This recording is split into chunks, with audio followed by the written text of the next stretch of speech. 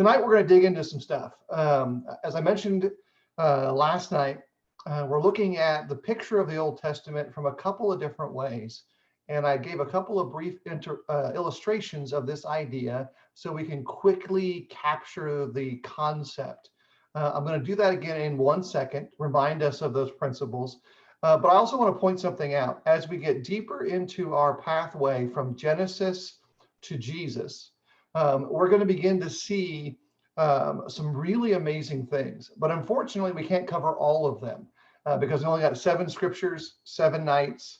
So there's going to be a little bit of these sections where I'm going to story tell parts of the history of Israel.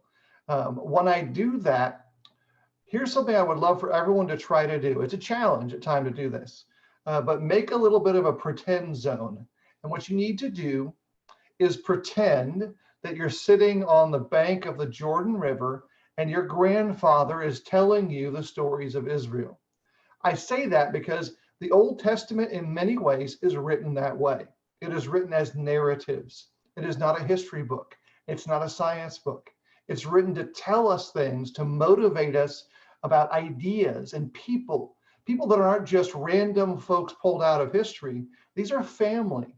Especially when we talk about Israel as a nation, when you mention Joseph or you mention Isaac or you mention Moses, these individuals invoke great emotion, great mystery, and great possibilities. So as we go through both the storytelling sections that are in between each of these passages and the individual signposts, because that's kind of what these scriptures are, again, picture yourself listening to, say, your grandfather telling you about the good old days of Israel and trying to teach something to you, to me, and to all of us. Last night we talked about creation. Tonight we're going to talk about Abraham. Tomorrow is going to be a really exciting lesson where we look at Exodus. And there's an amazing portion of the history of Israel that is in conflict with Egypt. Egypt is a big part of the Old Testament. And the conflict there, by the way, is not just the physical conflict. It's not just the people of Israel crossing over the Red Sea or the Reed Sea. That's not the big story in some ways. The big story is the giant heavens that are in conflict with the majesty of God, and the conflict between the deities of Egypt and the Elohim, the God, and the God who created all things, the Elohim singular, which is the Father or Yahweh. That conflict is shown in a physical way in Exodus. And from Exodus, we'll go to David, and from David, we'll talk about the prophets. And then on Saturday night, we're going to see how the Old Testament does that thing I mentioned about the conflict or the misunderstanding in a Hallmark movie where there is this I know what should happen next moment. Well, that's going to happen again when we talk about the gospel from Isaiah 52. And then Sunday evening, we'll close out looking at some of the Psalms and wisdom literature, talking about one of the most powerful Psalms that make its way into not just biblical culture, but the cultures of most of our probably family experiences. We talk about the Lord as my shepherd in Psalm 23. And if I didn't catch that detail when I hinted that Hallmark moment, I want to go over it real quickly, not as long as we did last time, but a little shorter. A Hallmark movie is an American cultural phenomenon of some kind because it's been around all my life. And they have a very stable structure. And at some point in that movie, there is a misunderstanding from the two people that are the main participants. And then that gets resolved and everything's great afterwards. But you're always looking for it and you're always wanting it. And once it happens, there's a sense of satisfaction. Well, in the Bible, there are pictures just like that. There are events just like that. That when they happen, you immediately see it a second time. And I'm going to give you another one. Last night, I showed you a biblical idea that talks about how whenever a patriarch goes to a well, he finds a wife. A hint for gentlemen out there, if you're looking for a wife, apparently you go to wells. That's where you find them if you're finding the good wives.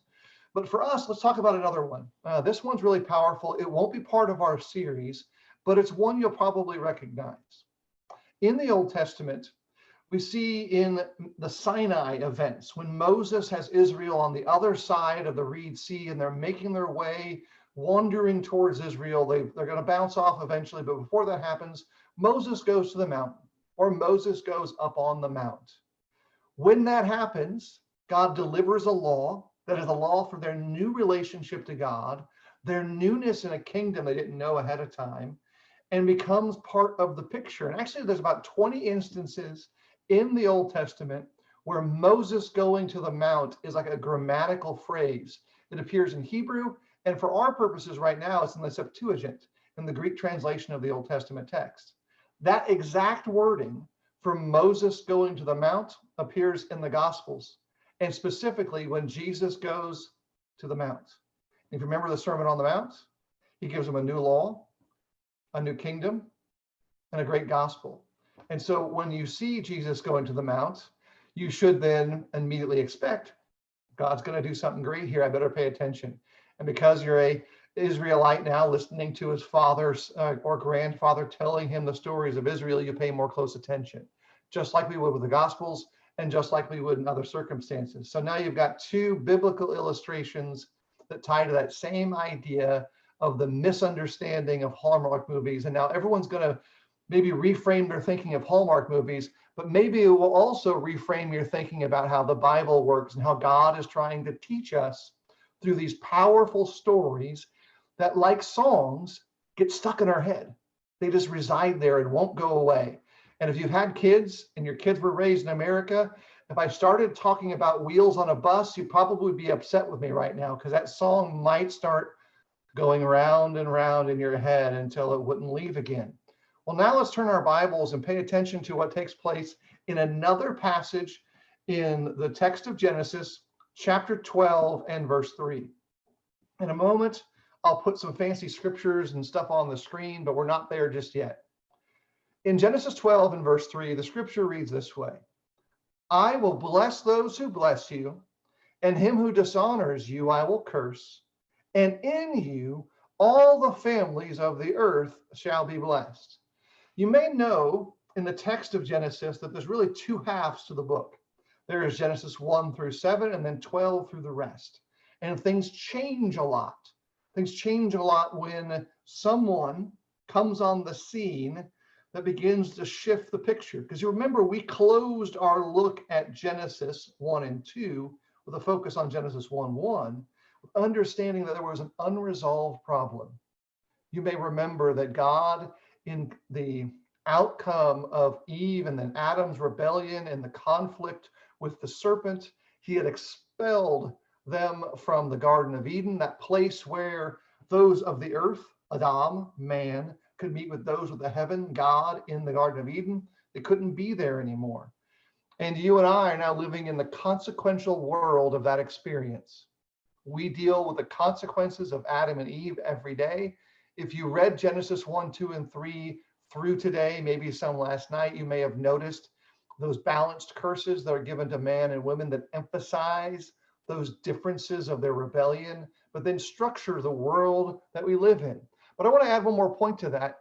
Pay attention to the text as well, that the ground in Genesis 1 and now in 11 and 12 is identified in and of itself as being cursed.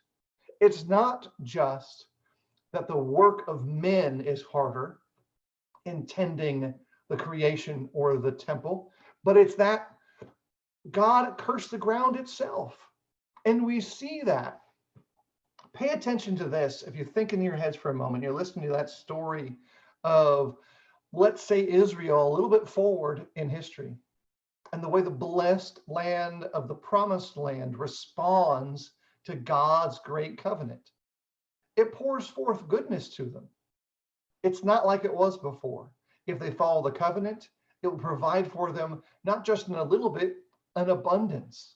The picture that comes back with the spies that go out into Israel is they're carrying grapes so heavy and so massive and so tremendously different that the pole that it's on is bending because of its great weight, because God had blessed the land. And that land is a land that is very responsive to weather and circumstances even to this day. And we see that play out in their lives, that when the land is for them, that region and that area is abundant with growth, is abundant with wonderment. Now, with that picture of the land itself being cursed as well, pay attention to what we can consider for right now the early or first gospel. In Genesis chapter 3 and verse 15, the Bible reads, I will put enmity between you and the woman, between your offspring and her offspring. He shall bruise your head, and you shall bruise his heel.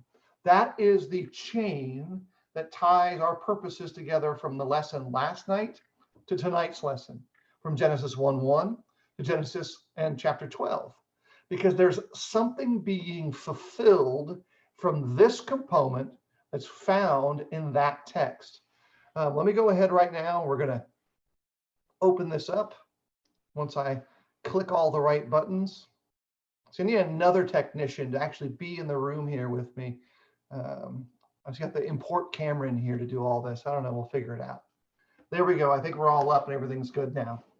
And if something's wrong, Cameron, you can give me the opposite Greco-Roman thumb and go down on it and up if everything's good, or one way or the other, maybe middle ground. But here in this text, we're beginning to see what this means in a practical sense. Because remember, it said, I will bless those who bless you, and him who dishonors you, I will curse. And in you, all the families of the earth shall be blessed. This is a pledge that's being made. This is a picture that's being revealed. This is a concept and an idea that the very soon plan of God will start having that first blinking light of possibilities. In Genesis chapter 11, which leads into this, that's the story of Babel.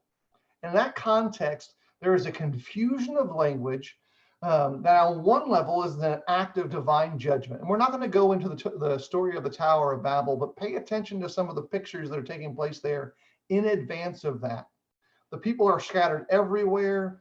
There had been a common speech and a common language, and there was effort on man's part, in essence, to continue to supplant the role of God. God was no longer their focus. They were making themselves their focus. Think about Romans chapters 1, 2, and 3. It's a very similar principle. But it's from those broken moments that God provides to them and to us something amazing. He foresees a series of attempts to accomplish this that are now coming into fruition. He scatters them. And then from that point there, the primal history of mankind, everything that leads up to the patriarchs, is portrayed as being unresolved, but God is now definitively identified that he is in charge. And with that, let me see if I can get there. We're going to see an arrival of these three promises. He's going to call Abram and Sarai and promise to them a series of future settings. With that picture, those stories are going to drive towards a pretty quick to catch perspective, because that promise will get repeated in Genesis 15 and Genesis 17. It's repeated one more time in Genesis 22. So that promise creates the framework for everything that happens next.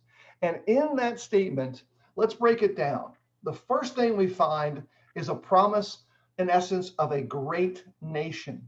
Now that seems pretty obscure and odd at this point, because if you remember, Abram and Sarah, they don't really, or Sarai, who become Abram and Sarah, they don't really seem like parenting and nation building types. They're of an advanced age. There are some brokenness in the relationships. As a side note, you might remember that God made this plan for them, and they continually tried to subvert the plan. God said, this is what's going to happen. And they said, well, why don't we just pull a surrogate wife into this? That'll make everything better. If you remember in the story of the Bible from this point going forward, you could think about it this way. Every time man tries to solve this particular problem of a pledge through a family by bringing in extra relationships and extra people, it creates chaos and conflict. Every single time that pattern repeats itself from Abram all the way forward through the kings. But he tells Abraham, that he will become a great nation. And it sounds really wonderful until you read again that Sarah hadn't even had a child yet. Abraham is 75 years old. It doesn't seem like it's going to happen. And to our perspective, you think about how rare it would be to have a couple in their 70s deliver a live birth child.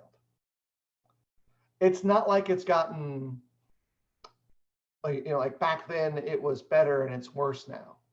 This is an incredibly impossible thing from the perspective of man, especially if we're forgetting about the divine picture that God is drawing for us. So right at the start of this story, we find that God is not going to act just through individuals, but he's telling us something else. It's not just Abraham and Sarah that matter. It's going to be a nation or a community.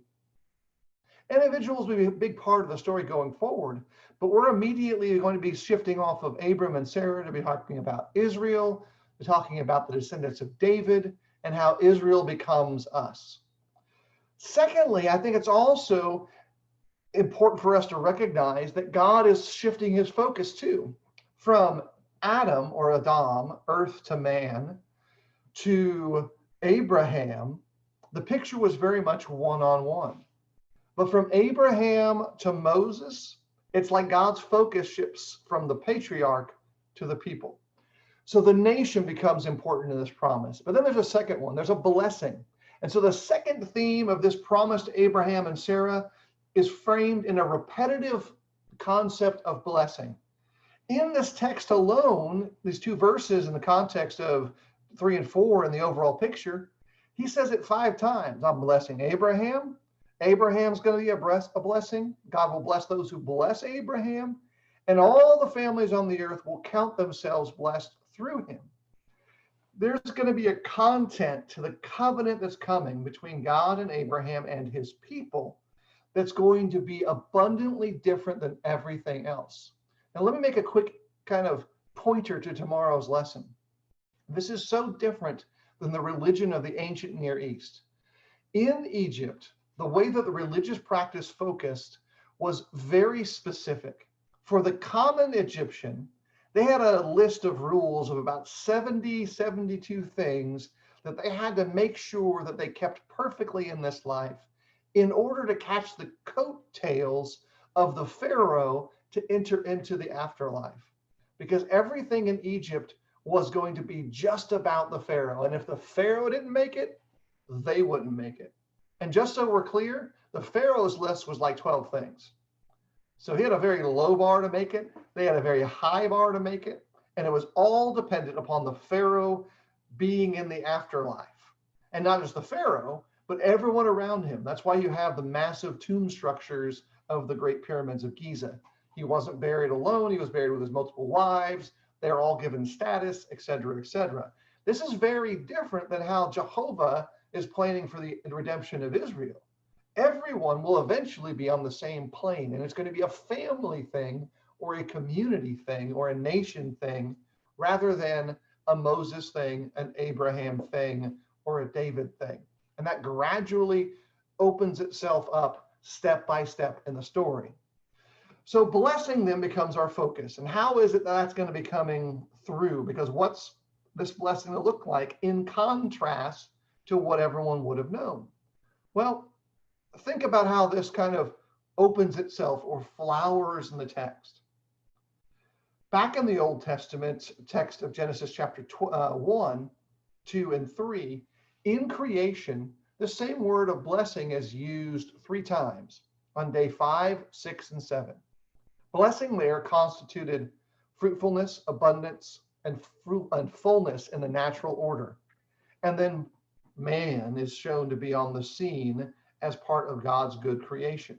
Then as God bids Noah to set foot on this renewed or cleansed world after the flood, the language overflows again with this picture of blessing, multiplying and fulfilling all of God's promises. And in the rest of Genesis, that same creational attitude that connects with blessing repeats itself because of the Hebrew root barak that is used in the text. And so that's important for us to recognize as part of the good news of the promise to Abraham, because the gospel is good news. So this is a blessing to all of us. And you may notice a great tie-in to the New Testament. In Ephesians chapter 1 and verse 3, it reads, "Blessed be the God and Father of our Lord Jesus Christ, who has blessed us in Christ with every spiritual blessing in the heavenly places." So now the thread that went from Genesis 1:1 to Genesis 12:3. We've strung the telephone wires and the cups on the end all the way into the gospel, and we've attached ourselves to the blessings that are found in Christ. That God intends to bless his people and his nation. But there's one more promise that's made in this part of the text, and that's a promise of land. God had called Abraham out of the land of Babel, the great Mesopotamian empire. And salvation was not going to come to land through those human empires, those powerful people. God tells Abraham to go to a land where he will show him. It turns out to be the land of Canaan. And Abraham himself remains a temporary resident there. He moves around in what would be a semi-nomadic lifestyle. At one point, he buys a grave site. Now, I want to point out why that's important. It's something that you may not catch on an initial reading of the text, but maybe we can pay attention to it right now. From Genesis going to Jesus, there is a perception of the afterlife or heaven, which is slowly revealed in the text. And generally speaking, in the Old Testament particularly, you can see heaven or afterlife or what comes beyond described with terms like this: going to the fathers. I'm going to be with my fathers. There is a lineage aspect to heaven that's deeply rooted in their understanding of what it meant to be who they were. They were going to go to their fathers. They were going to be there too. And so this family relationship was one of the highest important aspects of whom they were. And so by Abram buying a place to where he will then be buried and Sarah will then be buried, he's rooting himself to the spiritual future of the land, because he is setting the stage for everyone else to follow through that into whatever heaven would be for them. And as time goes on, you'll notice in the Psalms, you'll notice in the writings of David, you'll notice in the work of the prophets, that they take that theme of heaven being going to the fathers, and God gradually opens the door to help us see what Jesus then personifies in the Gospels, where he tells us what it's like. And if you remember, in the very small illustrations that Jesus pulls from the majestic chaos and the majestic cosmos of the heavens to say this is what it's like, almost exclusively it shows us a patriarchal picture, because it ties it all together, because it's not about the people, it's about the family.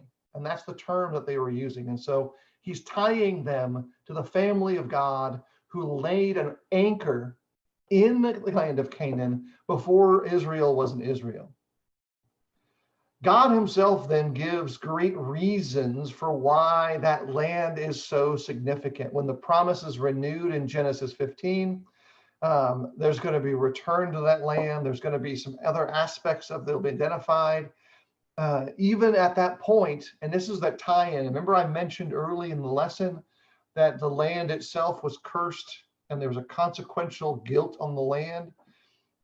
That area where Abram was called to go to, where Abraham went to, before the Israelites conquered it in the half conquest of Joshua and then the final conquests of David, was steeped in what we would consider idolatry, depravity, and immorality. At some of the key historic sites in Israel, some of the deepest foundational archaeological evidence shows something pretty significant. And in that significant setting, you see altars designed for sacrifice, altars designed for abuse. And when Israel comes in, their command from God is to wipe all that clean, to cleanse the land, to make it holy. And so that's one of the reasons that God has in store for the conquest of Canaan, to set up an opportunity for holiness to exist and to tie those threads together. It's that holy land that was promised to Abraham, and that holy nation that was promised through Abraham, and that holy seed that was promised to Adam through Abraham, through Boaz, through David, to Jesus, that would bring about the blessing to you and I. The gift of the land then is really a core element of that promise. And that story drives every single thing that happens after it. Those three promises. But those three promises are going to build into something even greater, because there's one story. And you say, wait a minute, the Bible's not one story, because there's like 66 books, 20 plus authors. Sometimes I get lost in the Kings, Chronicles, and Samuel. And here's another way to think about it, by the way. If you're like me and get lost, and I get lost in the Bible both intentionally and unintentionally often, here's a quick thing to think about. We talked last night of how Judges is a spiral downward, and Ruth is the changing of the script where things go from awful to amazing very quickly. When you go into Samuel's and Chronicles and Kings, they serve different purposes. Samuel is really about telling that, at least on one level, the book of 1st and 2nd Samuel, that God is king and you don't need anyone else, but everyone acts like they need a king. And then when they get a king, 1st and 2nd Kings, we see how bad that is. And then 1st and 2nd Chronicles, which in some ways is like David's greatest achievements, it's telling us to look for a better king. Well, David was good, a better king is coming. And they serve those bigger purposes because they're all part of one particular story. And it's a story that supersedes the small little tidbits of David, Solomon, and all the others we might think of, because those promises build us towards something really amazing. The people. You see, the story of God is in part about that long narrative pushing forward that God is going to keep his promise, firstly, through the people we then meet. It tells the story of how God begins to fill that first promise up to the brim, and he instructs Abraham to learn to trust by asking him to do what we would consider improbable, impossible, implausible for any of us, to sacrifice the child of promise. Isaac is spared because God provides. The story goes forward and we see Esau and Jacob. Great rivalry, but then they're reconciled. Jacob's own family falls into a more prolonged feuding over Joseph, and Joseph is about as tragic as they come. Sometimes we look at Joseph and we go, what's going on there? Because what Joseph does is he descends into behavior that's just like the Egyptians. When his brothers find him, he's dressing like an Egyptian. He's holding the diviner's cup like an Egyptian priest would do. And he is invisible to his own family. It is his brother's grace and compassion that brings him back out. And so that story is as much about the redemption of Joseph as it is the redemption of Judah, because it is the redemption of Israel that foretells the redemption of us. And that story then moves into the next great blessing, because the blessing of Israel is pretty amazing as well. You think about what's going to happen for them in Exodus, Leviticus, and then that first part of Numbers as it goes forward. Israel's in slavery, and they've gone from the highways to the lowest way.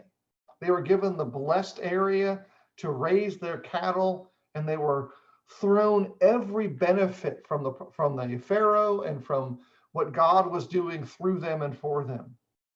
But then another king, another Pharaoh rose up, and their story shifted to slavery because they were going to be used as a tool to move the story forward. They were forged into a nation. Their wealth grew abundantly. Their numbers grew at such a surprising rate that the nation that enslaved them became terrified of them. You think about that for a second. These were farmers with no skill in war, but their simple numbers made them terrified. And God's bringing an answer to that blessing. The relationship is then established that they are the people that God promised. You notice in Exodus chapter 1 and verse 7, the scriptures read, "But the people of Israel were fruitful and increased greatly. They multiplied and grew exceedingly strong, so that the land was filled with them." And so two of those promises in our one story have been fulfilled, but now we begin to see the next steps. All the events and teachings between Exodus 19 and Numbers 9, they take place around Mount Sinai. But Numbers 10, God is telling Israel to go forward. Now picture that moment, if you can, for a second. Some of us may have seen any number of rah-rah type movies where there's big crowds excited for the next thing to happen and everyone's cheering. Well, in many ways, Numbers 9 and 10 is just that. You have the heads of the tribes gathered to the fore, declaring the numbers that are with them, and their massive people of Israel are about to move out and go forward, and they chicken out. They get terrified because they get to the edge of the promised land. And I have described it for myself this way: they bounce off the edge. It's right there. And I encourage you to do this. You may not have the ability to travel to Israel, but I'll tell you, sitting from a likely spot where Moses spied into the promised land is awe-inspiring. And with technology, just like Zoom, you can do that too. You can actually go to Google Maps and kind of position to the state park that looks into Israel and looks into the promised land. And you say, well, it may have been here, if not here, somewhere nearby. And you see the very thing that they bounced off of. And it's majestic and it's wonderful. And yet they wouldn't take hold of it. Their great fear kept them from receiving the land that was promised to them, but their descendants would, because they're all angling from this text. I will bless those who will bless you, and him who dishonors you I will curse, and in you all the families of the earth shall be blessed. In that text, God actually has a greater goal than just getting Israel to the land. The goal that's there, the bottom line, the very biggest thing that matters the most, is not just in that climax of opportunity. See, when God spoke to Abraham in Genesis 12, God's eyes are actually past Abraham. He's looking beyond him to a promise that the nation one day will provide the seed we need to redeem the world. Because his ultimate purpose is to bring blessing not just to Israel, but to all nations on the earth. The verse is very particular here in the way that it's rendered, through you, but its goal is dramatically universal. All the peoples on the earth. I will suggest to you now, since we've built the slingshot, that sentence is the trigger for the rest of the Bible story. And it's an astonishing one at that.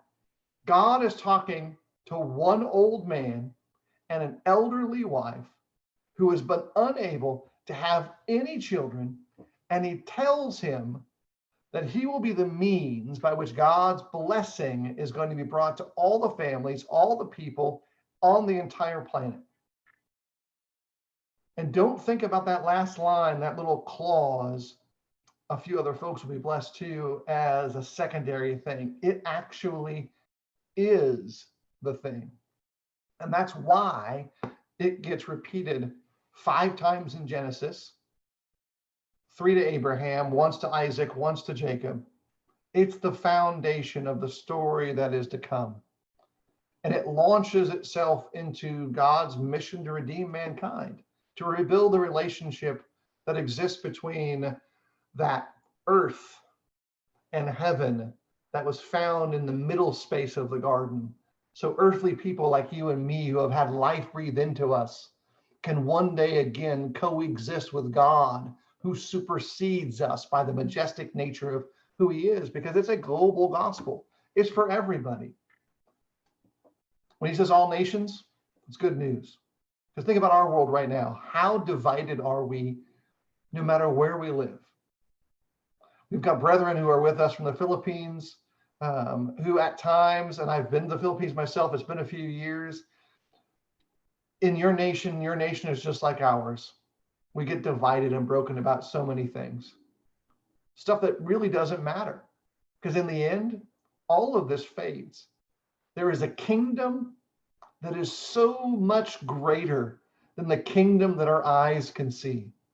And there is a relationship that is so much stronger than any of the boundaries on a map can provide. Abraham, Sarah, and the nation that flowed from them is that great multitude that no one could count, from every nation, tribe, people, and language, that, by the way, is hinted at in the closing part of the Bible in Revelation chapter 7 and verse 9. That covenant of Abraham triggers it all off. And it's true than for us to think about the people of Israel in the Old Testament as to be the foundation for you and I to achieve that goal. But how is it so often that we end up being more like them than we planned to be? Because you remember this. When Jesus walked the earth, he had to use a despised Samaritan to teach the Jewish nation what it meant to be compassionate. He had to use the one they hated to teach them what it was like to love. Here are a couple of Psalms that I think are really important for us if we want to make application of God's desire to have that creation, that Barak idea of blessing come true for all of us. There are 3 Psalms, Psalm 22, Psalm 47, and Psalm 86. Don't turn to them, I'm going to read them. So you'll be able to keep up that way. You can turn to them later. Psalm 22, verse 27 reads this way. All the ends of the earth will remember and turn to the Lord, and all the families of the nations will bow down before him. The psalmist also writes, Psalm 47, verse 9, the nobles of the nations assemble as the people of the God of Abraham. For the kings of the earth belong to God. He is greatly excited.